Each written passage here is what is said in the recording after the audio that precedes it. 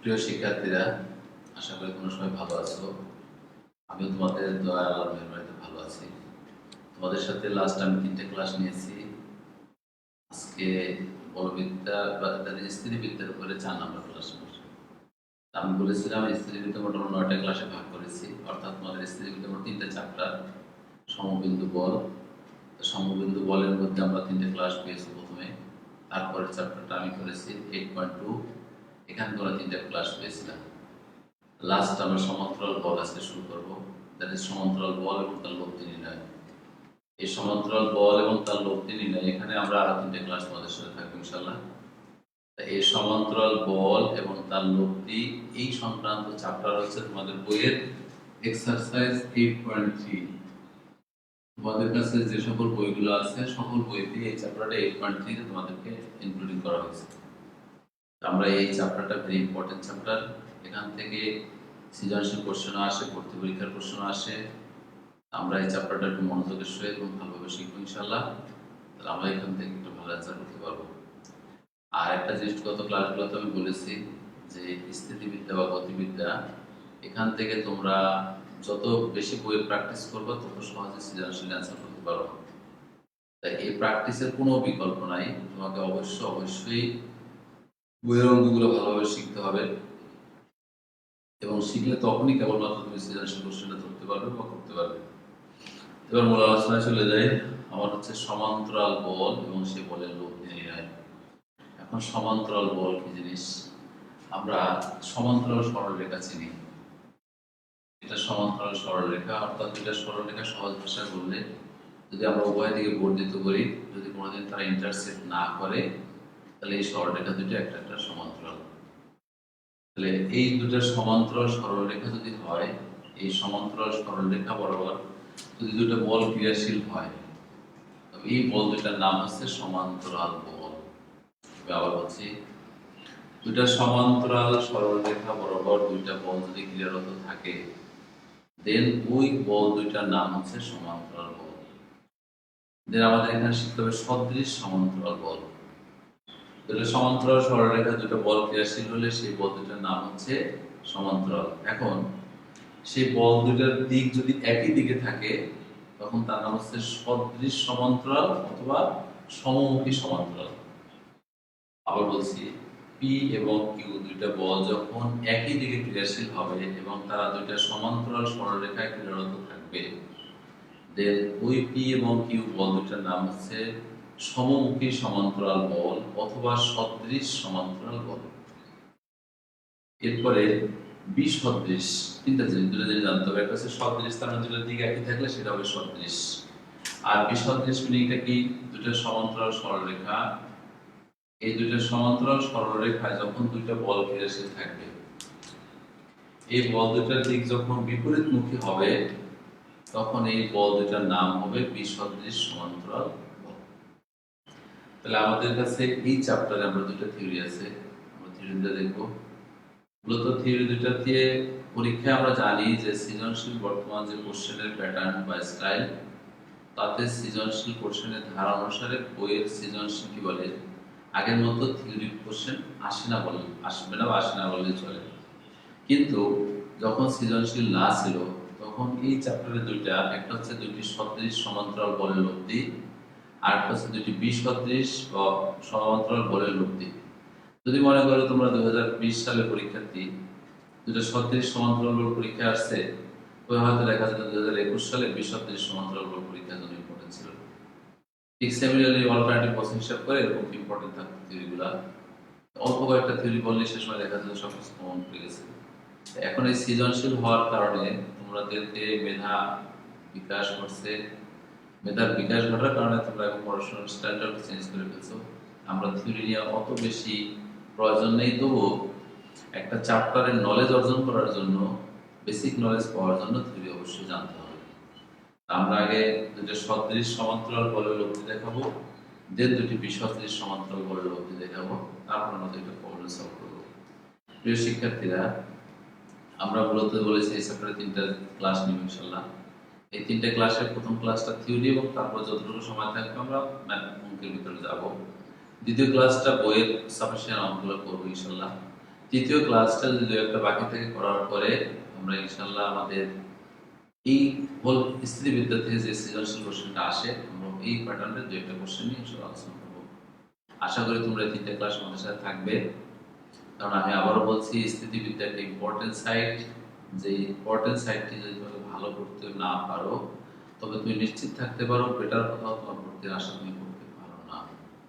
তোমাকে যদি বেটার কোথাও চান্স পেতে হয়, লাইফে যদি নিজেকে নিজে প্রতিষ্ঠিত করতে চাও, তাহলে অবশ্যই তোমাকে স্থিতিবিদ্যা এবং গতিবিদ্যা এর ভালো নলেজ অর্জন করতে হবে এবং এই বিষয়ে দক্ষতা অর্জন করতে হবে। যাই হোক, আমরা দুটি সদৃশ সমান্তরাল বলের মধ্যে দেখাবো।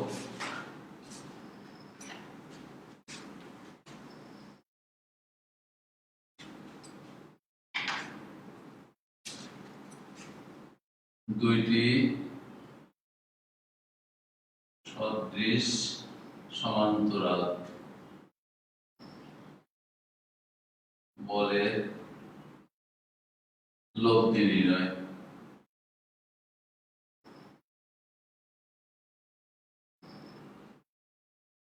দুটি সদৃশ সমান্তরাল বলের লব্ধি নির্ণয়। প্রিয় শিক্ষার্থী, আমরা তোমাদের সাথে 8.1 এ যখন সমবিন্দু পড়ানো হয়েছে তখন স্যার নিশ্চয়ই তোমাদেরকে বুঝিয়েছিলাম, মনে আছে যে লব্ধি কাকে বলে। আমি 8.2 এর মধ্যে তোমাদের লব্ধি শিখিয়েছি, আজকে আবার একটু মনে করাই দিচ্ছি। যেহেতু এখানে বলা হয়েছে দুইটি সদৃশ সমান্তরাল বল বা দুইটি সমমুখী সমান্তরাল বল, তার মানে সদৃশ বা সমমুখী বল আমরা আগেই ব্যাখ্যা করেছি। দেন এই দুইটি সদৃশ সমান্তরাল বলের পরে তোমাদেরকে বলা হয়েছে সেই বল দুটির লব্ধি নির্ণয় করতে হবে। লব্ধি বলের শর্ত কি? যদি একাধিক বলকে, আমরা বলেছিলাম একটা এক্সাম্পল দিয়ে, যে একাধিক বলকে একটা মাত্র বল দ্বারা যদি প্রকাশ করা হয়, তো এই একটা বলই হবে সকল বলের লব্ধি বল। আমরা বলেছিলাম যে মনে করে একটা রশ্মির এক প্রান্ত তিনজন চিপা স্টুডেন্ট ধরলাম, আর যিনি মোটরসাইকেল খাবার দাবার বেশি খাচ্ছ এরকম একজন হয়তো রশ্মির এক প্রান্ত নিলেন। রশ্মি যদি দুই প্রান্ত টানতে থাকো, রশ্মি যখন স্থির অবস্থায় থাকে তখন আমরা বলবো এই একজনের শক্তি তিনজনের শক্তির সমান। ঠিক এরকম একটা বলকে তখন 3টা বল দ্বারা কনভার্ট করা হয়েছে। দেন এই একটা বলই হলো ওই 3টা বলের লব্ধি বল। অর্থাৎ একাধিক বলকে যখন আমরা একটা বল দ্বারা প্রকাশ করে থাকি তখন সেই একটা বল হবে সকল বলের লব্ধি বল। আমাদের আর হচ্ছে যে দুইটি সমান্তরাল বল থাকবে, সেই দুইটা সমান্তরাল বলের লব্ধিটা কিভাবে বের করব? আমরা এটা দুইটা পদ্ধতি বের করতে পারি, একটা ভেক্টর পদ্ধতিতে আর ভেক্টর পদ্ধতি ছাড়া। আমরা যেহেতু দুইটা থিওরি দেখাবো এখানে, একটা থিওরি দেখাবো ভেক্টর পদ্ধতি ব্যতীত, আরটাতে ভেক্টর অনুসারে। প্রথমটা মনে করো ভেক্টর ছাড়া যদি করি, আমরা দুটি সদৃশ চিত্র আঁকি। বলা হয়েছে দুটি সদৃশ সমান্তরাল বল। মনে করো এখানে এই বরাবর একটা বল কাজ করতেছে,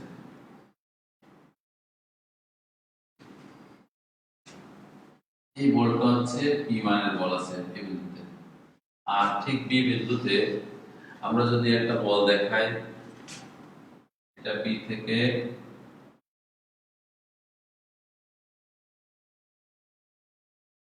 এন, তাহলে এ থেকে কে বরাবর মনে করেন পি মানের বলটা ক্রিয়াশীল, আর বি থেকে এন বরাবর কিউ মানের একটা বল ক্রিয়াশীল আছে। আমি চিত্রটা আঁকি তারপর ব্যাখ্যা দেই। এটা মনে করো এখানে এফ মানের একটা বল আছে, এটাকে এডিএল সামান্তরিক দিলাম।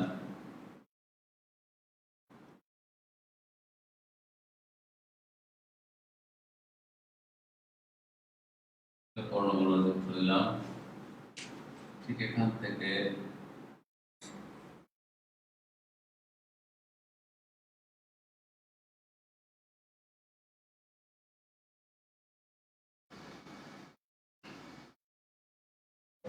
দেখাবো এডিকে এর একটা সামান্তরিক, আর এখানে এবি এম এম, এখানে এম ই, এটা একটা বল কাজ করতেছে। এটা লব্ধি বল যদি হয়, এই লব্ধি বলটা সেট করলো, এটা হচ্ছে এইচ জি এন্ড এইচ, এটা ও বিন্দুতে সেট করলো। ও বিন্দু থেকে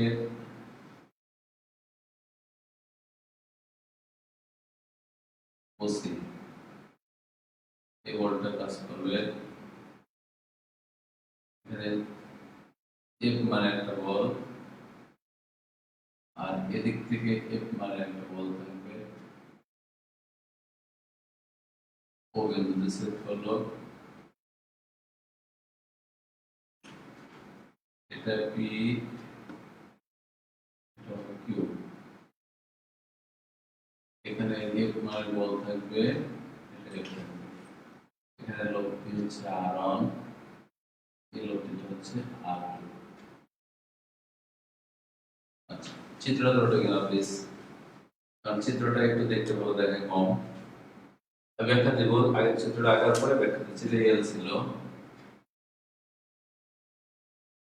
প্রত্যেকে খাতায় চিত্রটা এঁকে দিতে হবে।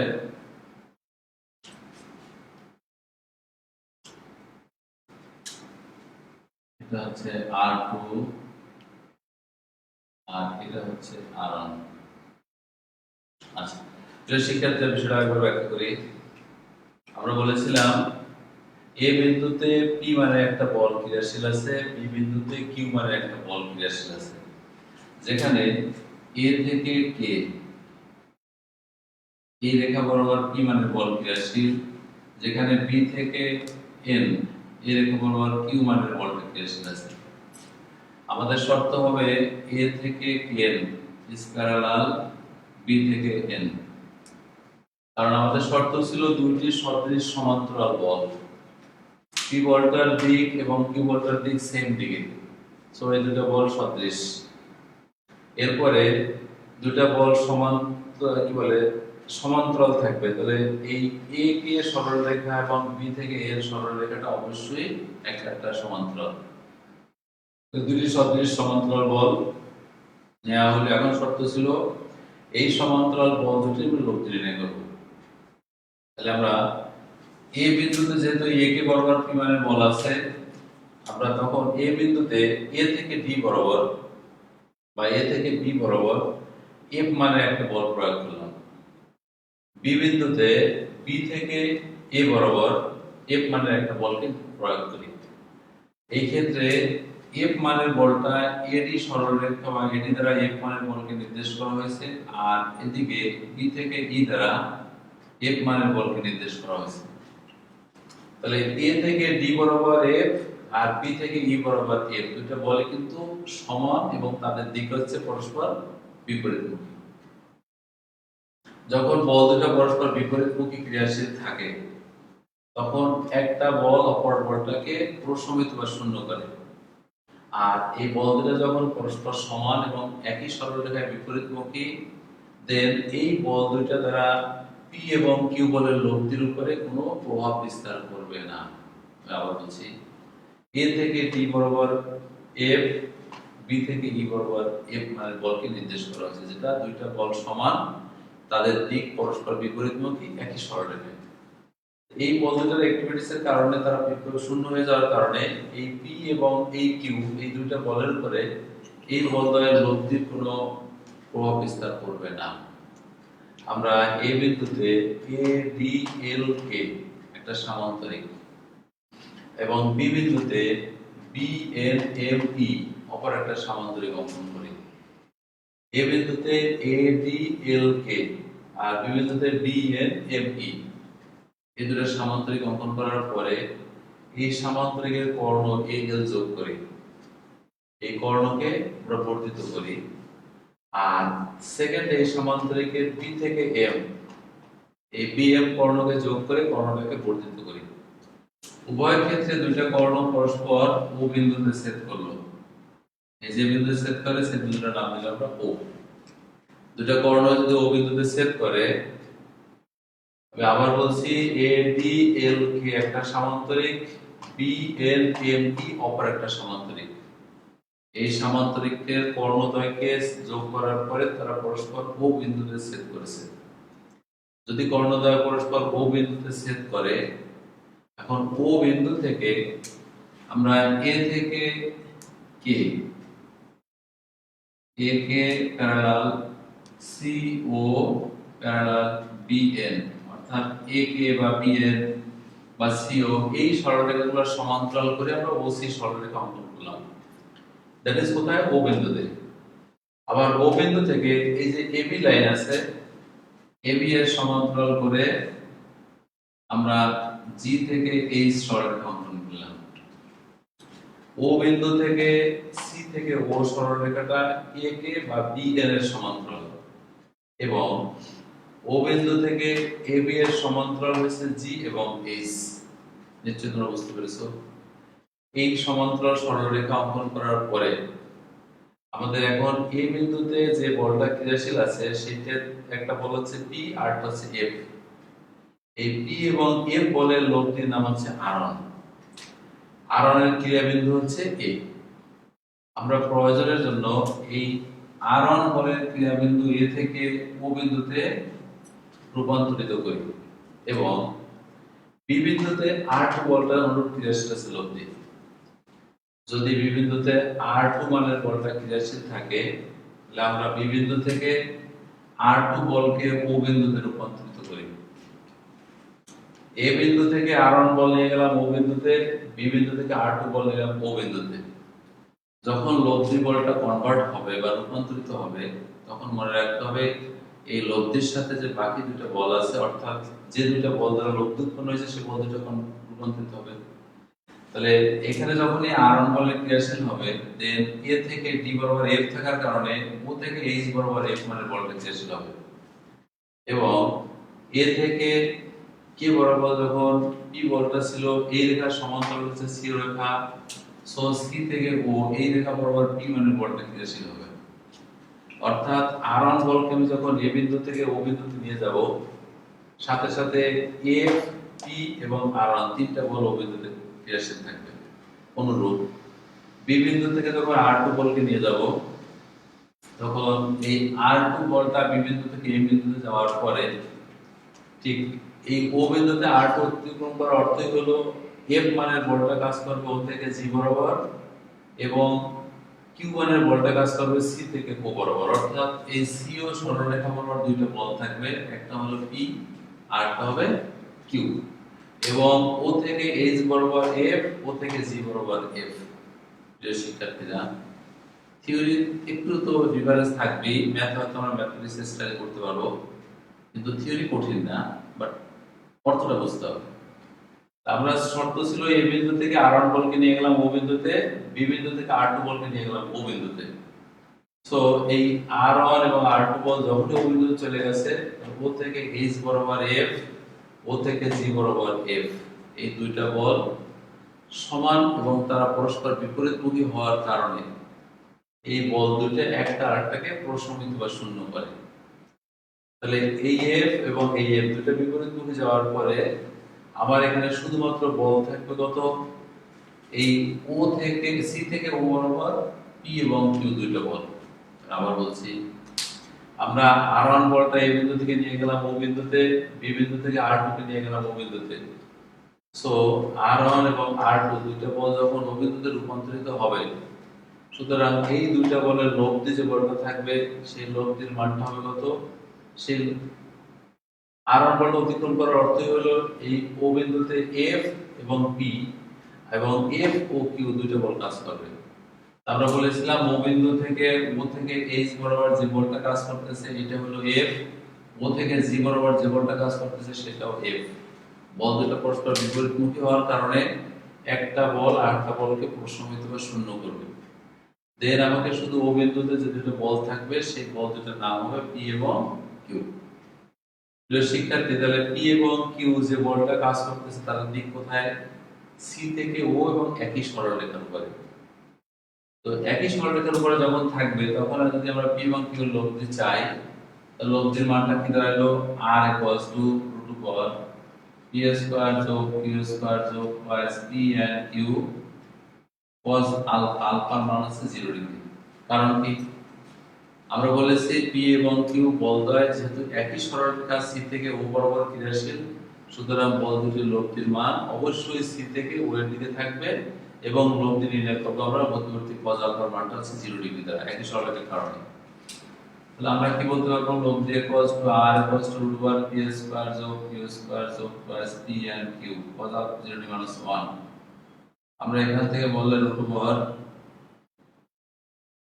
p প্লাস q এর হোল স্কয়ার ইকুয়ালস টু লব দিয়ে r equals to p square plus q square এইটা হলো সরি p প্লাস q তার মানে কি দাঁড়ালো প্রিয় শিক্ষার্থী আমরা যখন অনেক অঙ্ক করব অঙ্কের ভিতরে আমাদের এই নলেজটুকু লাগবে যখন দুইটা বল একই দিকে ক্রিয়াশীল হবে তখন ওই বল দুইটার লব্ধির মান হবে বল দ্বয়ের যোগফলের সমান যেটা আমরা প্রমাণ করে দেখেছি লব্ধির মান বল দ্বয়ের যোগফলের সমান এখন তোমাকে বলবে সেই লব্ধির অবস্থানটা কোথায় থাকবে আমরা যেমন এই এ এবং বি এর মধ্যবর্তী কোনো একটা জায়গায় সি বিন্দুকে দেখিয়েছি এখন মতো তাহলে এর অবস্থানটা কিভাবে নির্ণয় করবো সেই লব্ধির ক্রিয়াবিন্দুর অবস্থান বলছে লব্ধি নির্ণয় করলাম এবং লব্ধির ক্রিয়াবিন্দুর অবস্থান বের করবো অর্থাৎ লব্ধির ক্রিয়াবিন্দু অবস্থান ঠিক আছে আমরা লব্ধি বের করার পরে এখন লব্ধির কোন জায়গায় কাজ করতেছে সেটা দেখব তো সেক্ষেত্রে আমাদের এখানে দুটো ত্রিভুজ আছে একটা ত্রিভুজ হচ্ছে ত্রিভুজ অফ ADL ও ত্রিভুজ অফ ACO একটা হচ্ছে ADL ACO দুইটা ত্রিভুজ সদৃশ করি আর দুইটা ত্রিভুজ সদৃশ হওয়ার কারণে আমরা জানি কি অনুরূপ বাহুর অনুপাতগুলো সমান হবে যেমন A থেকে D বাই D থেকে L ইকুয়ালস টু আমরা যদি A থেকে L এর পরে আবার যখন ADC তে নেব A থেকে C বাই C থেকে O A থেকে C বাই C থেকে O প্রিয় শিক্ষার্থী আমি আবার বলছি ADL একটা ট্রায়াঙ্গেল আর একটা হচ্ছে ACO আর একটা ত্রিভুজ এই দুটো ত্রিভুজের ক্ষেত্রে A থেকে D বাই D থেকে L অনুরূপভাবে A থেকে C বাই C থেকে O অর্থাৎ অনুরূপ বাহুর অনুপাতগুলো সব সমান আমরা A থেকে D C বলি যদি বা A থেকে D বলি তাহলে এর মান আছে F আর D থেকে L যে কথা D থেকে K সেম কথা এই বলটা যদি P হয় তাহলে নিঃসন্দেহে এটা P মানে বলকে নির্দেশ করে বাই P আমরা সাধারণত লিখতে চাইলে AC by CO equals to F by AC এর মানটা A থেকে D F বাই P তাহলে A থেকে C into P equals to F into C থেকে O ইকুয়েশন 1 তাহলে আমরা এখান থেকে বলতে পারলাম এটা একটা অনুপাত বের করেছি এবারে দ্বিতীয় অংশ থেকে আবার ত্রিভুজ অফ BEM ও ত্রিভুজ অফ BCO এই দুটো ত্রিভুজ সদৃশ অনুসারে আমরা যদি বলি B থেকে E এর মান বাই E থেকে M এর মান equals to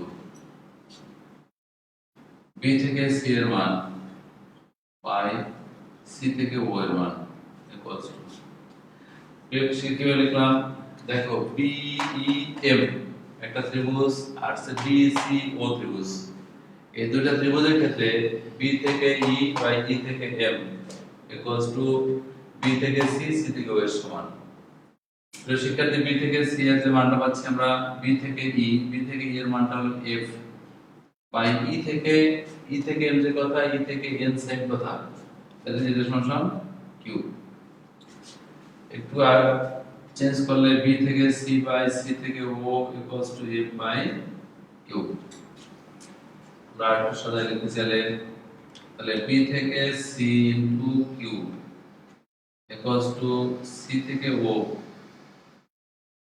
into F equation 2 এক ও দুই নং সমীকরণের ডান দিকে আর বাম দুটাতে F ইনটু C বলা আছে লিখতে পারি এক ও দুই নং মধ্যে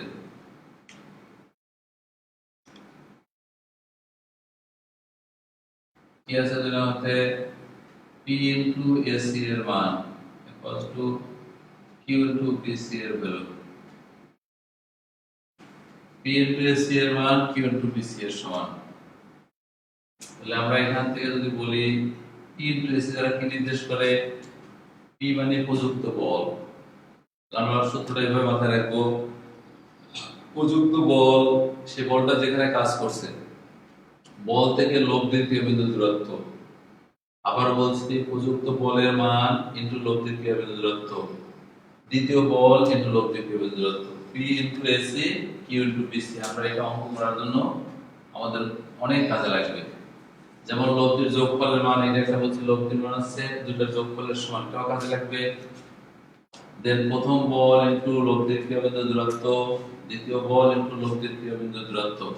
আমরা এই দুটো জিনিস অবশ্যই মাথায় রাখবো। এটাকে ভাগ করলে ব্যস্ত অনুপাতে বিভক্ত হবে। AC by BC equals to Q to P, by A থেকে সি টু বি থেকে সি কিউ টু পি। এটা দুটো বলের ব্যস্ত অনুপাত বিভক্ত হলো। ঠিক আছে, আমরা এই কাজগুলো করে নেব। আশা করি তোমাদের থিওরিটা যদিও একটু বড়, কিন্তু বুঝতে পারার কথা এবং আমার বিশ্বাস তোমরা বুঝেছো। এবং ভেক্টর পদ্ধতিও এর সাথে একটু ছোট এরকম হয়, কিন্তু চিত্রটার ঝামেলা বা ভেক্টরগুলো কোনো দোষ নেই। আমি একটা পদ্ধতি দেখিয়েছি, তোমরা ভেক্টর পদ্ধতি বা যেটা এটা করে যে কোনো একটা পদ্ধতি করতে পারবে। আমরা এবার আর একটা থিওরি দেখাবো, দুটি বিষয় তাড়াতাড়ি লিখে, তোমরা আগে লিখতে পারো না, তোমরা কি লিখছো একটু লিখতে হবে, ওদের সময় তো কম অ্যাকচুয়ালি।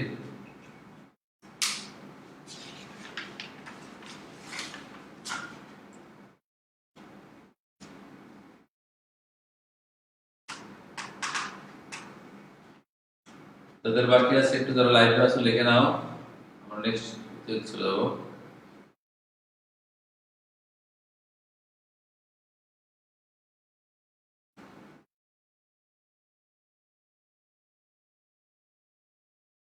বুঝে দিলাম।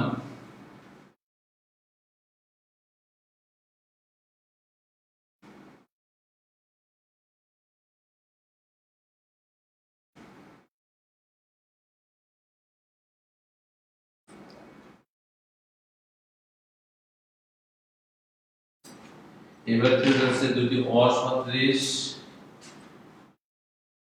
সদৃশ তো লাগাই দিলাম, অসদৃশ সমান্তরাল, অসদৃশ অসমান কথাটা আছে, অসমান সমান্তরাল বলের লব্ধি। ঠিক আছে, দুটি অসদৃশ হবে, সমান হবে না, তারা বলটা সমান্তরাল হবে, তাদের লব্ধি। আমি বলেছিলাম তুমি যে আমি দুটো পদ্ধতি দেখাবো, একটা পদ্ধতি দেখাইছিলাম আমরা ভেক্টর ছাড়া, আর এটা যদি আমরা ভেক্টর পদ্ধতি দেখাই তাহলে একটা চিত্র আঁকতে হবে। তোমরা একটা চিত্র এঁকে নাও, একটা সামান্তরিক নিয়ে নেই।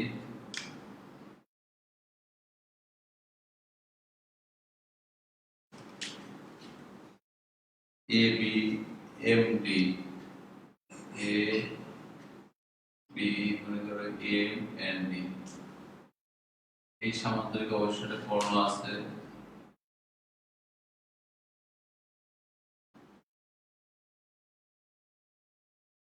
এটাকে বর্ধিত করব, দেন নিচে একটা সামান্তরিক নিব।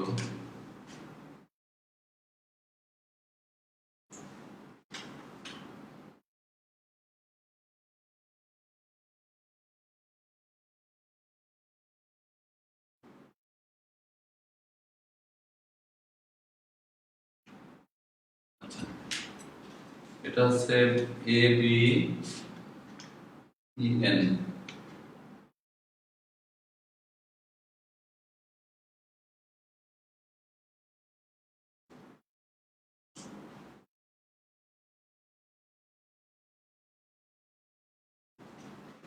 একটা জায়গায় সেট করবে। আমরা এই সেট বিন্দু থেকে একটা স্কেল ছাড়া তো একটু বাঁকা হয়ে যাচ্ছে, তোমরা ঠিক মতো দেখে নাও।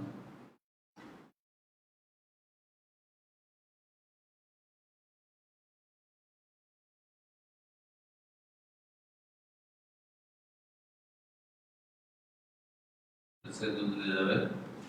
আচ্ছা, আর এখানে এই যে এ, এটাকে বর্ধিত করলে সেট করবে সি বিন্দুতে, এটা সেট করলো ও বিন্দুতে, আর এটা মনে করেন এফ, ও সি তে। এ বিন্দু বরাবর একটা বল কাজ করবে পি, এদিকে বড় একটা বল কাজ করবে কিউ পি, আর পি থেকে ইউ বরাবর একটা বল কাজ করবে কিউ। আমরা এ থেকে বি এর দিকে একটা বল কাজ করবে, মনে করো এ দেওয়া সামথিং, এ দিক থেকে একটা বল পরস্পর বিপরীতমুখী। এই বল দুটো একটা লব্ধি আছে,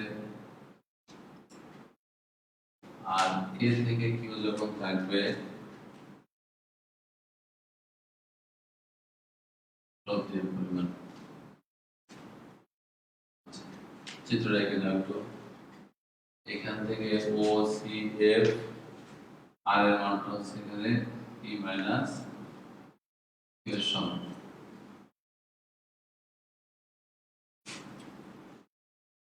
এখানে শর্ত হচ্ছে বল দুটো অসমান বিপরীতমুখী, পি ইজ গ্রেটার দ্যান ধরে নিলাম কিউ। চিত্রটা এখানে একটু, পি থাকবে এ, এটা হলো এ এর মান, এখানে কিউ মানের বল আছে, এটা হচ্ছে ই।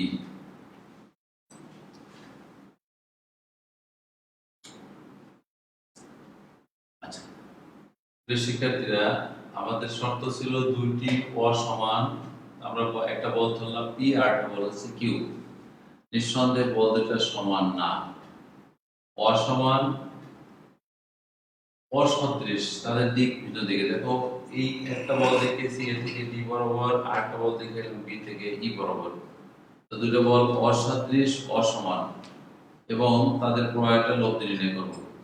আমরা ধরে নিলাম এ বিন্দুতে এ থেকে ডি বরাবর যে বলটা কাজ করতেছে সেটা হলো পি মানের বল, আর বি বিন্দুতে বি থেকে আমরা এ থেকে ডি বরাবর যে বলটা বলেছি এটির উপরে এ থেকে ডি এর উপরে যেটা আছে সেটা হচ্ছে পি মানের বল, আর পি থেকে ই যেহেতু আমরা ভেক্টর পদ্ধতি বলেছি এটা দ্বারা কিউ মানের বলকে নির্দেশ করে।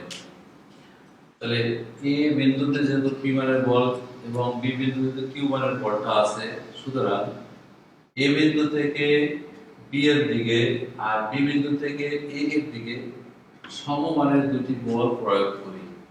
আবার বলছি, এ বিন্দুতে এ থেকে ডি বরাবর পি ভেক্টর পি মানের বলকে নির্দেশ করে, বি বিন্দুতে বি থেকে ই বরাবর কিউ মানের বলকে নির্দেশ করে। পি এবং কিউ বল দুটি বিপরীতমুখী এবং তারা সমান না। দেন এ বিন্দুতে এ থেকে বি এর দিকে এবং বি বিন্দু থেকে বি বিন্দু থেকে এর দিকে দুটি সমমানের বিপরীতমুখী বল প্রয়োগ করি। ঠিক সেম আগের ঘটনা, দুইটা বল যখন সমমানের এবং বিপরীতমুখী হবে তখন বল দুটির উপরে মানে এই বল দুটির একটি অপরটিকে নিষ্ক্রিয় করবে, ফলে পি এবং কিউ এর লব্ধির উপরে এই সমমানের বল দুটি কোনো প্রভাব বিস্তার করতে পারবে না। তাহলে আমরা এ বিন্দু থেকে তার কর্ণ এম যোগ করলাম, আর বি বিন্দু থেকে বি এর কর্ণকে যোগ করি, কর্ণ দুটিকে বর্ধিত করলাম। কর্ণ দুটিকে বর্ধিত করলে ছেদ করলো, মনে করো ও বিন্দুতে, ও বিন্দুতে যদি কর্ণদ্বয় ছেদ করে, দেন আমরা এই দুইটা বল অর্থাৎ ও বিন্দু থেকে একটা ও সি এবং এফ, ও সি এফ যদি একটা সরলরেখা নেই, যেখানে ও সি সরলরেখাকে এ বিন্দু এ সি রেখার সি বিন্দু ছেদ করবে, যদি সি বিন্দু ছেদ করে থাকে তাহলে এই ও এবং সি এফ এই রেখাটা পি এবং কিউ দুটো বলের লব্ধিকে নির্দেশ করে। তাহলে আমরা এই লব্ধির মান এবং ক্রিয়াবিন্দুর অবস্থানটা দেখাবো। আবার বলছি, আমরা এ বিন্দুতে এ ডি এম এবং P, A D M P একটা সামান্তরিক, যে সামান্তরিকের এ থেকে ডি বরাবর পি বল, এ থেকে বি বরাবর কিউ কি বলে এফ মানের বলকে ক্রিয়া করে। আবার এ বি ই এন এখানে একটা বল আছে যেটা এ থেকে ই বরাবর কিউ মানের বলকে নির্দেশ করে। এইখানে পি বল আর এই বল দুটো বলের যদি আমরা পরস্পরকে কর্ণদ্বয়কে যোগ করি, তারা কর্ণদ্বয় পরস্পর ও বিন্দুতে ছেদ করবে। ও বিন্দু থেকে এ বি প্যারালাল দিতে হবে কিউ বি ই, সমান্তরাল হতো ও সি বা সি রাখতে হবে। এ বিন্দু থেকে এ ডি বি ই আর হলো ও বিন্দু থেকে ও থেকে সি এর এই সমান্তরাল সরলরেখা কিন্তু এই দুটো রেখার সমান্তরাল করে আমরা ওসি রেখাটা ও ওসি এফ যেটা বলি আমরা ওসি এফ সরলরেখা নির্ণয় করি। যদি ওসি এফ সরলরেখাটি নির্ণয় করতে বলা হয় তাহলে আমরা এই দুটো বলের লব্ধি নির্ণয় করার জন্য এখন শর্ত হচ্ছে কি এই কোণটাকে আমরা বাড়িয়েছি ও বিন্দুতে ছেদ করছে, ছেদ বিন্দু থেকে ওসি এফ নেওয়া হয়েছে। আমরা কাজটা কি করব, আমাদের কাজ হচ্ছে লব্ধির মান নির্ণয় করতে হবে। লব্ধির মান যদি আমরা নির্ণয় করতে চাই তাহলে লব্ধি আর ইকুয়ালস টু, এখন দুইটা বল আছে, একটা বল হচ্ছে এ থেকে ডি বরাবর যে বলটা কাজ করে এটা হচ্ছে পি মানের বল, তাহলে এ থেকে ডি নিলাম প্লাস বি থেকে ই বরাবর যে বলটা কাজ করে সেই বি থেকে ই বরাবর কি বল কাজ করে কিউ মানের বলকে নির্দেশ করে। আমি আবার বলছি এই দুইটা বলের লব্ধি নির্ণয় করব। তো আমরা একটু আগে দেখছিলাম দুটো বলের লব্ধি বের করা হয়েছে, এ থেকে টি ধরে নিলাম এ ডি বরাবর পি মানের বল, বি থেকে ই বরাবর এফ কিউ মানের বল আছে, লব্ধি যোগ করেছি। এখন এই এডি সরলরেখাটার সাথে যদি আমরা বলি r ইকুয়ালস টু a থেকে d প্লাস a থেকে b প্লাস b থেকে e, ঠিক আছে, প্লাস a থেকে b যদি হয় b থেকে a যোগ করে নিলাম, কারণ আমাদের শর্ত ছিল ab প্লাস আমরা দুটো সরলরেখা যদি আমরা যোগ করি b থেকে e যোগ করে নিলাম তাহলে ab plus ba plus ba এদের যোগফলের মান আমরা আগে জানি শূন্য, কারণ দুটো বল একই সরলরেখার উপর সমমানের বল যোগ থাকে তাদের মধ্যবর্তী বলের এদের যোগফল মান 0 হয়ে যায়, এটাকে শূন্য প্রশমিত করে বা নিষ্ক্রিয় করে। আমরা এখান থেকে r2 সাজায় লিখতে পারতাম r, ঠিক আছে, a থেকে d, প্রিয় শিক্ষার্থী a থেকে d কোথায় আছে, a বিন্দু থেকে b বিন্দু, এটার সাথে আমার দরকার ab, এটার সাথে যোগ করেছিলাম আমরা a থেকে b প্লাস b থেকে e আছে প্লাস কত আছে b থেকে e এর সাথে b থেকে a, তাহলে কি হলো ad প্লাস b, a থেকে d দ্বারা নির্দেশ করা হলো a থেকে d, দেখো a থেকে d প্লাস a থেকে b এর মানটা হচ্ছে a থেকে m এর সমান। আবার বলছি a বিন্দু থেকে a থেকে d প্লাস a থেকে b এই দুইটা বলের অন্তর্গত লব্ধির মানটা হচ্ছে কোথায় আছে a থেকে m, আমরা a থেকে m নিলাম প্লাস এই b থেকে e কোথায় আছে, b থেকে এর মান দেখো b বিন্দু থেকে e প্লাস b থেকে a, তাহলে এই দুটোর যোগফল কত হবে লব্ধি b থেকে n এর মান প্লাস b থেকে n। আমরা যারা না বুঝতে পারছি আরেকটু ফলো করি, এই a থেকে d, a বিন্দু থেকে d বিন্দু d প্লাস a থেকে b এই দুটোর যোগফলের মান হবে অবশ্যই তার কর্ণ, কারণ সামান্তরিকের দুটো বাহু তা অন্তর্গত কর্ণ দ্বারা লব্ধিকে নির্দেশ করা হয়। সুতরাং a থেকে m টা হচ্ছে লব্ধি, যে দেন b থেকে e প্লাস b থেকে a বা b থেকে e, এই b বিন্দু থেকে প্লাস b থেকে a, এটা ছিল কার সমান, b থেকে n এর সমান। আমরা এটা থেকে আরেকটু সাজায় যদি লিখতাম m থেকে a, এটাকে লেখা যায় m থেকে a যখন থাকবে o থেকে m, o থেকে a মাইনাস o থেকে a যদি বলি মাইনাস o থেকে a, a থেকে m এর মানটা আমরা বের করব, তাহলে m থেকে o নিলাম মাইনাস করে দিলাম o থেকে a, তাহলে কি হবে m প্লাস b বিন্দু থেকে n, b থেকে কোথায় দেখেন b বিন্দু থেকে n এর মানটা পাবো b বিন্দু থেকে n যদি বলি আমরা তাহলে আমরা ঠিক এই সেম কেস b বিন্দু থেকে o bo মাইনাস n থেকে o এর সমান, এটা হবে b থেকে n এর মান, b থেকে o মাইনাস n থেকে o এর মান। আশা করি তোমরা এটা বুঝতে পারছো। আমরা যদি আরেকটা এখান থেকে যোগ বিয়োগ করি o থেকে m অর্থাৎ m থেকে o, এখানে যোগ করব প্লাস b থেকে o এর সমান, তার মানে কি দাঁড়ালো o থেকে m, o থেকে m এর সাথে আমরা যোগ করেছি b থেকে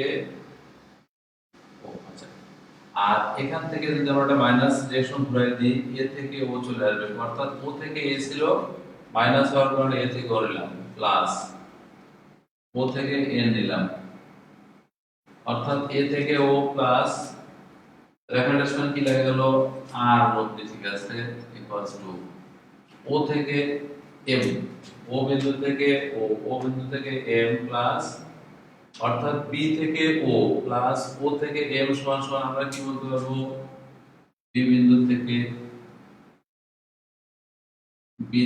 এম।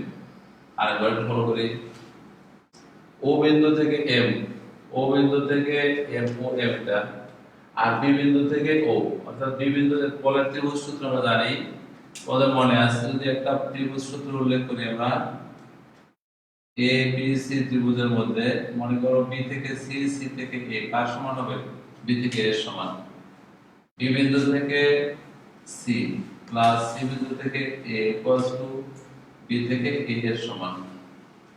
প্রিয় শিক্ষার্থীরা, আমরা বের করতে চাচ্ছিলাম আর এর লব্ধি বা লব্ধির মানটা যে আর হবে সে আর এর মানটা বের করব। আর এর মানটা বের করতে গিয়ে আমি ফার্স্টে কি বলেছি, ও থেকে এম, ও থেকে এম, আরটা হলো বি থেকে ও, তাহলে এই দুটোকে যোগ করলে কার সমান হয়, এই বিন্দু থেকে যখন আসছে বি বিন্দু থেকে এম এর সমান, বিএম। কারণ তোমাকে এই বি বিন্দু থেকে ও আসলো আর ও বিন্দু থেকে এম হলো, তো এই দুটো বলকে নিষ্ক্রিয় করতে হলে ডিরেকশনটা বি থেকে এম এর দিয়ে থাকতে হবে, প্লাস এ থেকে ও, কোথায় আছে, এ বিন্দু থেকে ও, এ বিন্দু থেকে ও একটা মান আছে, আর ও থেকে এন, এ বিন্দু থেকে ও, ও থেকে যদি এন বলি তাহলে অবশ্যই এটা নিষ্ক্রিয় করতে হলে এ থেকে এন হবে, ইকুয়ালস টু এর যোগ করলে কার সমান হবে, এ বিন্দু থেকে এন এর সমান। তার নাম হচ্ছে আর একটু ফলো করি, তো শিক্ষার্থী আমরা বলেছি এ বিন্দু থেকে ও ডিরেকশন প্লাস ও থেকে এন, এই বলটা এদিকে আসছে, এটা থেকে এদিকে আসছে, তাহলে যদি আমরা এই বিন্দু থেকে এন এর দিকে ডিরেকশন না দেই, তাহলে এই বিন্দু থেকে এন এর দিকে ডিরেকশন যখন না দিব তখন এই তিনটা বল শূন্য হবে না, তাহলে এ থেকে এন, তাহলে এটা থেকে আরেকটু সাজায় লিখতে গেলে এই আর এর সমান বি থেকে এম, দেখো বি বিন্দু থেকে এম যে কথা, এটা সমান সমান এ থেকে বি সেম কথা লেখা যায় নি, প্লাস এ থেকে এন যে কথা, এটাকে লেখা যায় কিউ থেকে ই সেম কথা, ক্লিয়ার। তাহলে এই দুটো বল যখন ক্রিয়াশীল থাকবে, এই লব্ধির মান r ইকুয়ালস টু a থেকে d যদি বলি প্লাস q থেকে e, a থেকে d দ্বারা নির্দেশ করে p মানের বল, আর q থেকে e দ্বারা নির্দেশ করে q মানের বল। প্রিয় শিক্ষার্থী, আমরা লব্ধি পেয়েছি r equals to p plus q এর সমান, কিন্তু এই লব্ধি r এর যে মানটা এই a থেকে d আর b তে দুটো বিপরীতমুখী হওয়ার কারণে এই লব্ধির মানটা হবে r equals to p minus q এর সমান, কারণ এটার ডিরেকশন চিহ্ন বিপরীতমুখী হওয়ার কারণে এই বলটা p বল এর b থেকে e এর দিকে আর এটা a থেকে d এর দিকে হওয়ার কারণে তখন এই লব্ধির মানটা হয়ে যাবে p মাইনাস q। তাহলে আমরা মনে রাখবো দুইটা বল যখন পরস্পর বিপরীত দিকে ক্রিয়াশীল থাকবে, বল দুটা বিপরীত দিকে থাকার অর্থই হলো এই বল দুইটার লব্ধির মান হবে বৃহত্তর বল থেকে ক্ষুদ্রতর বলের বিয়োগফলের সমান, আর যখন বল দুটো যখন একই দিকে থাকবে তখন লব্ধির মান হবে দুটার যোগফলের সমান। সেক্ষেত্রে আজকে আমরা একটা যখন করাবো বা নেক্সট ক্লাস ইনশাআল্লাহ করাবো, তখন দেখবে যে আমাকে লব্ধি বের করতে হবে, আর লব্ধি যখন বের করতে বলা হবে এই লব্ধির মানটাই হলো বল দ্বয়ের হয় যোগফল অথবা বিয়োগফল। যখন যোগফলের প্রশ্ন তখন কিন্তু কোন বলটা বড় অথবা কোন বলটা ছোট এটা নিয়ে কোশ্চেন না, কোশ্চেন হলো আমাকে বল দুটার যোগফল হলে চলবে, কিন্তু বল দুটা যখনই বৃহৎ বিপরীতমুখী থাকবে আর বিপরীতমুখী বল হওয়ার শর্তই হলো বল দুটার বড় বল থেকে ছোট বলটাকে বিয়োগ করতে হবে। তাই এই মানটা লব্ধির মানটা আমরা ইচ্ছা করলে এটা অ্যাবসলিউট ভ্যালু দিয়ে বা p মাইনাস q, যদি p এর মানটা আগে আমরা বলে দিছি p is greater than q, আমরা লব্ধির মান নির্ণয় করলাম। যেন আমাদের এখান থেকে আরেকটা জিনিস জানতে পারবো যে লব্ধির ক্রিয়া বিন্দুর কোন যা থাকবে। আমরা এই অঙ্কগুলো করতে সবসময় একটা জিনিসই মাথায় রাখবো, সেটা হচ্ছে লব্ধির মান কত বা লব্ধির মান নির্ণয় করা এবং লব্ধি কোন জায়গায় কাজ করতেছে, লব্ধির ক্রিয়া বিন্দুর অবস্থানটা কোন জায়গায়, আমরা এর ক্রিয়া বিন্দুটা নির্ণয় করব। তাহলে লব্ধিটা বলছিলাম এই ও সি এবং এফ বরাবর লব্ধির ক্রিয়া বিন্দুর নির্ণয় করেন। দুটো বল যখন থাকবে সে বলটার লব্ধির ক্রিয়া বিন্দুর অবস্থান নির্ণয় করা হবে। দুটো বল লব্ধির বলটার অবস্থান যদি নির্ণয় করতে যাই আমরা, এখানে দুটো ত্রিভুজ আছে, ত্রিভুজ এ বি এবং এন, এবং আরেকটা ত্রিভুজ হচ্ছে ত্রিভুজ এ সি ও। একটা আছে এ বি এম, আরেকটা আছে এ ও সি। এই দুটো ত্রিভুজ সদৃশ। যখন এই ত্রিভুজ দুটো সদৃশ হবে তখন অনুরূপ বাহুর অনুপাতগুলোকে আমরা নিতে পারবো a থেকে b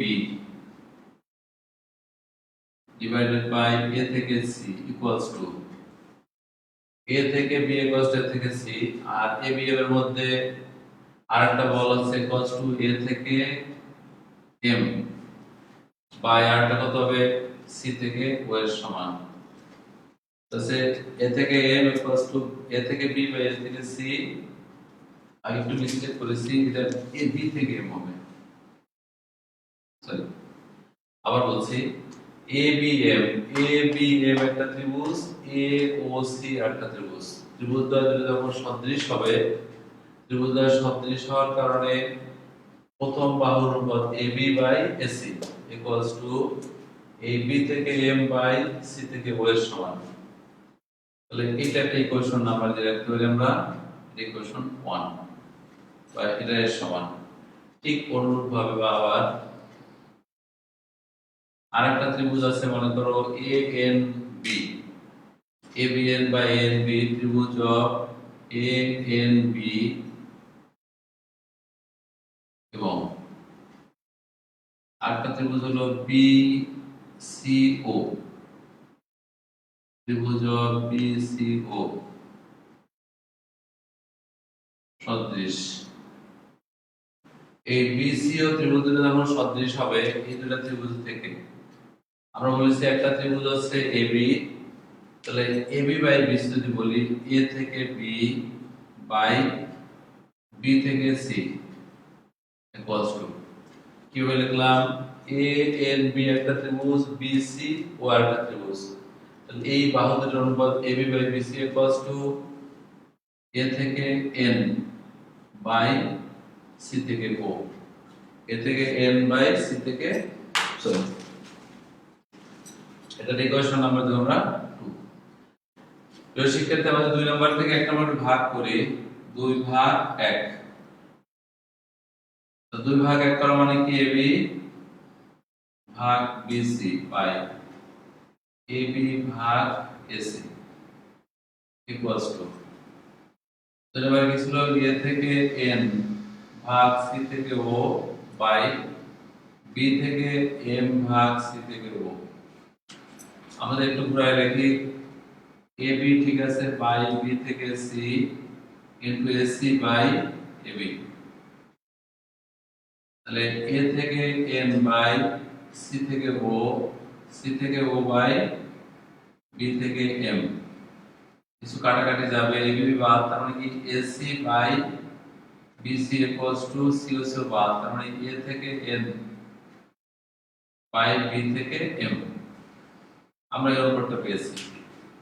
তার মানে কি দাঁড়ালো, এ থেকে সি, এ বিন্দু থেকে সি বাই বি থেকে সি, বি বিন্দু থেকে সি, আর এ এন, এ বিন্দু থেকে এন পর্যন্ত যে বলটা আছে আমরা এই বল দ্বারা কিউ মানের বলকে নির্দেশ করে, আর বি থেকে এম, বি থেকে এম দ্বারা নির্দেশ করবে আমাকে পি মানের বল। So AC by BC equals to Q by P. আর এটাকে সাজায় লিখলে AC into P BC into Q। তাহলে AC into P BC into Q। তো প্রিয় শিক্ষার্থী, AC into P equals to BC into Q যদি বল পাওয়া যায়, তার মানে কি দাঁড়াইলো এবার, P বলটা কোথায় কাজ করতেছে, P মানের বলের কাজ করবে এই বিন্দুতে। যখন দুইটা বল পরস্পর বিপরীতমুখী থাকবে তখন P বলতে প্রথম বল, এবং সেই প্রথম বল থেকে যেখানে লোকটি কাজ করতেছে সেই ক্রিয়াবিন্দুর দূরত্ব কিন্তু ঠিক দ্বিতীয় ক্ষেত্রে দ্বিতীয় বল ইনটু ক্রিয়াবিন্দুর দূরত্ব। আমরা একটু মনে রাখার জন্য লিখে রাখি, আমরা যখন অঙ্ক করব তখন আমাদের সাধারণত এটা লাগবে, অর্থাৎ দুইটা বল যখন একই দিকে থাকবে, এটা এ এটা হচ্ছে বি, এই দুটো বল যখন একই দিকে থাকবে, এটা পি এটা হলো কিউ, এটা আমরা একটু আগে দেখিয়েছি তোমাদের। আর লব্ধি মনে করো সি বিন্দুতে। আর শর্ত হলো দুটো বলের দিক যখন একই দিকে থাকে তখন লব্ধিটা হবে দুটো বলের যোগফলের সমান। r equals to p plus q, এই প্রমাণটা একটু প্রথমে আমরা করেছি আজকে। দেন তখন লব্ধির ক্রিয়াবিন্দু যদি সি বিন্দুতে ধরি তাহলে প্রথম বল কিন্তু এসি, দ্বিতীয় বল কিউ ইনটু বিসি এর সমান। আমরা কিন্তু এগুলো অঙ্ক করার সময় অবশ্যই মনে রাখবো, অর্থাৎ প্রথম বল আর লব্ধি যেখানে ক্রিয়া করতেছে এর মধ্যে দূরত্ব বল এবং এর মধ্যবর্তী দূরত্ব, দ্বিতীয়টা কিউ ইনটু দ্বিতীয় বল ইনটু ওই বলের ক্রিয়ারেখা থেকে লব্ধির ক্রিয়ারেখার দূরত্ব। এটা ছিল দুটি সদৃশ সমান্তরাল বলের ক্ষেত্রে। প্রিয় শিক্ষার্থী, এবার বিসদৃশে যাব। মনে করো এটা একটা এ এটা বি, দুটো বল ক্রিয়াশীল আছে। মনে করো তোমার এ বিন্দুতে যদি বলটা কাজ করলো পি মানের বল বা পি ছিল উপরে, এটা হচ্ছে বি বিন্দু কিউ মানের বল, তাহলে আমরা বলেছি হয় P is greater than Q. দুটো বলের মধ্যে যখন পরস্পর বিপরীতমুখী ক্রিয়াশীল থাকে তখন দুটো বলের মধ্যে লব্ধির মানটা হবে r equals to p minus q, অর্থাৎ লব্ধি হবে দুটার বিয়োগফলের সমান। কোনটা কি লিখছিলাম, কোনটা প্রথমে করেছিলাম, লব্ধির বিয়োগফলের সমান। আর এরপরে লব্ধিটা কাজ করবে কোন জায়গায় সেটা দেখবো আমরা, লব্ধির মান হবে তার বাইরে চলে যাবে। দেখো এই এ বিন্দুতে পি বল, বি বিন্দুতে কিউ বল, পি বলটার দিক এবং কিউ বলটার দিক বিপরীতমুখী। এই দুইটা বলের মধ্যে আমরা বলেছিলাম হয় আর P is greater than Q, আর P is greater than Q বলার কারণে যার শক্তি বেশি লব্ধিটা তার দিকে থাকবে, এই জন্য লব্ধির দিকটা আমরা লিখেছি এই দিকে লব্ধির ক্রিয়ারেখা। তাহলে লব্ধির মানটা হবে এই দিকে লব্ধিটা ক্রিয়াশীল থাকবে। আর লব্ধির অবস্থানটা কিভাবে বের করবো, প্রথম বল পি কিন্তু লব্ধির দূরত্ব এসি ইকুয়ালস টু দ্বিতীয় বল কিউ কিন্তু বি থেকে সি এর সমান। এটা হলো আমাদের দূরত্ব। প্রথম বল ইনটু লব্ধির দূরত্ব এসি, দ্বিতীয় বল কিউ ইনটু বিসি এর সমান। প্রিয় শিক্ষার্থী, আমরা দুটো থিওরি দেখিয়েছি, একটা হচ্ছে দুটি সদৃশ সমান্তরাল বলের ক্ষেত্রে, আরেকটা হচ্ছে দুটি বিসদৃশ সমান্তরাল বলের ক্ষেত্রে। সদৃশ সমান্তরাল বলের লব্ধি নির্ণয় করেছি, আরেকটা হচ্ছে বিসদৃশ সমান্তরাল বলের লব্ধি নির্ণয় করেছি। আমরা এই লব্ধি এবং লব্ধির অবস্থানটা কোন জায়গায় কাজ করবে, যখন দুটো বল একই দিকে থাকবে তখন লব্ধিটা কাজ করবে দুটো বলের মধ্যবর্তী কোনো একটা জায়গায়, আর লব্ধিটা যখন বল দুটো বিপরীতমুখী হবে লব্ধির ক্রিয়াবিন্দুর অবস্থানটা হবে দুটো বলের বাইরে, এবং যার শক্তিটা বেশি যে বলে সেই বলটা যে দিকে কাজ করবে লব্ধিটা ঠিক সেই দিকে কাজ করবে। আমরা এই সূত্র দুটো ইনশাআল্লাহ মনে রাখবো। পরীক্ষার থিওরি আসুক না আসুক আমরা শুধু পরীক্ষার জন্য শিখবো না, আমরা চ্যাপ্টারের নলেজ অর্জন করার জন্য, অঙ্কগুলো করার জন্য অবশ্যই আমাদের এই থিওরি জানতে হবে। আমরা প্রিয় শিক্ষার্থীরা, আমাদের হাতে সময় শেষ হয়ে গেছে। আমি মনে করেছিলাম তার একটু অঙ্ক শেষ করতে পারবো, কিন্তু আসলে এই চ্যাপ্টারের থিওরিগুলো একটু বড় টাইপের। আর আমি আবারও বলছি যে থিওরিগুলো করার কারণ হচ্ছে তুমি যখন অঙ্কগুলো করতে যাবে, যখন তোমার থিওরির নলেজ ভালো থাকবে তখন তুমি খুব সহজেই প্রবলেমটা সলভ করতে পারবে। এই কারণে তোমাদেরকে আমি এই থিওরি দুটি দেখিয়েছি। এই চ্যাপ্টারে দুটি থিওরি আছে বা দুটি উপপাদ্য আছে, আমরা এই দুইটা শেষ করেছি ইনশাআল্লাহ। আগামী দিনই ক্লাস আছে আমার সাথে ইনশাআল্লাহ, অর্থাৎ প্রথম ক্লাসটাই আমার সাথে তোমরা ক্লাসটা থাকবে। আমরা এই চ্যাপ্টার থেকে ইম্পর্টেন্ট অঙ্কগুলো করব ইনশাআল্লাহ, কারণ আবারও বলছি এই চ্যাপ্টারটা স্থিতিবিদ্যার সবচেয়ে ইম্পর্টেন্ট চ্যাপ্টার। তবে এখান থেকে সৃজনশীলের 1 নাম্বার কোশ্চেনটা প্রায়ই আসে, ভর্তি পরীক্ষায় প্রায় এখান থেকে একটা কোশ্চেন আসে। এই সব কিছু বিবেচনায় রেখে আমরা আমাদের এই চ্যাপ্টারটা থেকে ভালোভাবে শিখব। আর যারা এখনো মনে করতেছো যে আমি স্থিতিবিদ্যা বা গতিবিদ্যার দিকে কম নলেজ নলেজ অর্জন করবো বা কম গুরুত্ব দিয়ে অন্যদিকে বেশি অর্জন করবো, সে ভুল করতেছে। কারণ দুইটা জিনিস, একটা হচ্ছে স্থিতিবিদ্যা বা গতিবিদ্যা সরাসরি বইয়ের কোশ্চেন যে প্যাটার্নটা আছে, পরীক্ষার কোশ্চেন সেই প্যাটার্ন দিয়ে আসে। ওদের মনে আছে আমি গত ক্লাসে বুয়েটের একটা 18-19 সালে শিক্ষাবর্ষে যে কোশ্চেনটা আসছে দেখিয়েছি, এবং ঠিক আমরা সেকেন্ড ক্লাসে আমি দেখো গোলকের একটা অঙ্ক তোমাদের করিয়েছিলাম। শুধু ওই আমি গোলক থেকে যেটা করিয়েছি ওখানে এল সূত্র দৈর্ঘ্য এভাবে দেখাইছিলাম, আর পরীক্ষায় তোমাদেরকে যেটা দিচ্ছে সেটা লেন্থ দিয়ে দিচ্ছে, বরঞ্চ পরীক্ষার লেন্থ দেওয়ার কারণে আর সহজ হয়ে গেছে। সুতরাং এই টাইপের কোশ্চেন দেখো, এই বইতে যে কোশ্চেনগুলো আছে এগুলো যদি একটু ভালো করে শিখতে পারো ইনশাল্লাহ, তাহলে অবশ্যই ভালো করতে পারবে। আর যেহেতু এই সময় তোমাদের কলেজে আসতে হয় না, আমি আশা করি এই অনলাইন ক্লাসে মাননীয় অধ্যক্ষ মহোদয়ের একান্ত চেষ্টায় বা আন্তরিকতা আমাদের যে অনলাইন ক্লাসটা হচ্ছে, এই ক্লাসটা তুমি যদি ঠিক মতো ফলো করো, তবে তুমি বাসায় বসে তোমার পুরো ইন্টারমিডিয়েট সিলেবাসটা শেষ করে আসতে পারবে ইনশাল্লাহ। অর্থাৎ তুমি যখন কলেজে আসবে, কলেজে আসে দেখবে তোমাকে আর সেকেন্ড ইয়ারের কোর্স নিয়ে আর টেনশন করতে হচ্ছে না, সেকেন্ড ইয়ারের পুরো কোর্সটা শেষ করে আসতে পারতেছে। আর এছাড়া আমরা যেহেতু এই সৃজনশীল কি বলে সেকেন্ড পার্টের সিলেবাস আমরা অনেক দূর আগে গেছি, আমাদের কাছে এই 8-এর পরে আর চ্যাপ্টার থাকবে 9 এবং 10। 9 বলতে বোঝায় গতিবিদ্যা, 9-এর ভিতরে 4টা চ্যাপ্টার আছে, আর চ্যাপ্টার 10 সম্ভবত বিস্তার করে হবে। সেখানে আমাদের হাতে সময় অত বেশি প্রয়োজন হবে না, আমরা ওই চ্যাপ্টারগুলো এর চেয়ে অনেক ভালো বা ইম্পর্টেন্ট বলে খুব একটু চেষ্টা করলে ভালো করতে পারবে। আশা করি সকলে তোমরা মনোযোগ সহিত আমাদের সাথে থাকবে এবং এই কথাগুলো নিজের স্বার্থে, নিজের পরিবারের সাথে অবশ্যই মেনে চলবে।